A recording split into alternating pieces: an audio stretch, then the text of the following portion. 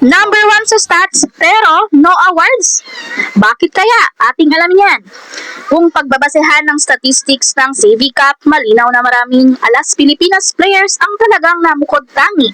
Pero nakakagulat, hindi lahat ng nagpakitang gila sa stats ay nakakuha ng individual award. Isa sa pinakakapansin-pansin dito si Gia De Guzman. Bilang veteranang setter ng alas Pilipinas, naging malaking bahagi si Gia ng opensa ng koponan. Sa statistical rankings, siya ang number 1 sa running sets matapos magtala ng 60 running sets. At ang mas impressive, 0 faults ang kanyang naitala. Ibig sabihin, sa kabila ng pressure at bigat ng bawat laro, naging consistent si Gia sa pagbuo ng opensa at pagdidikta ng tempo ng alas. Pero hindi lang si Gia ang umangat sa statistics. Sa staff blocks, dalawang alas players naman ang nanguna. Si Del Palomata ang number 1 matapos magtala ng 10 staff blocks, habang si Tea Gagate naman ang number 2 na may 8 blocks.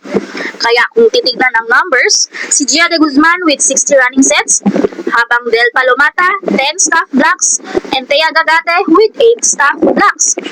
Pero ito ang tanong, kung number 1 sa statistics, bakit walang individual award? At hindi lang sila ang mapapansin dito. Ano naman si Bella Belen? Isa rin siya sa mga naging malaking contributor ng Alas Pilipinas sa kanilang historic silver medal campaign. Sa championship match kontra Indonesia, nagtala si Bella ng 17 points, malaking ambag sa kanilang 4-set victory. Pero kahit gano'n ang naging performance niya, wala rin siyang individual award. Sa final awards, sina Ea Laure at Alyssa Solomon ang nakakuha ng individual honors.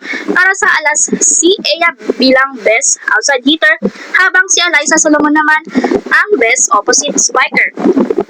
Kaya natural lang na may mga fans na nagtanong, paano naman si Bella? Pero mahalagang tanda ng kawalan ng individual award ay hindi nangangahulugang hindi naging magandang tournament ni Bella.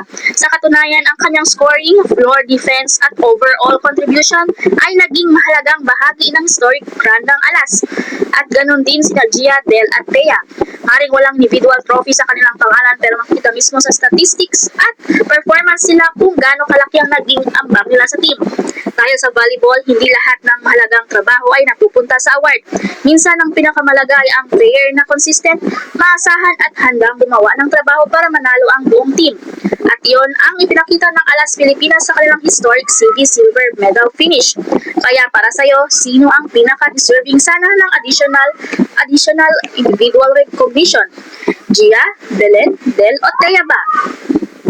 Comment your pick. At kung gusto mo pa ng latest updates tungkol sa Alas Pilipinas, don't forget to like, subscribe at follow.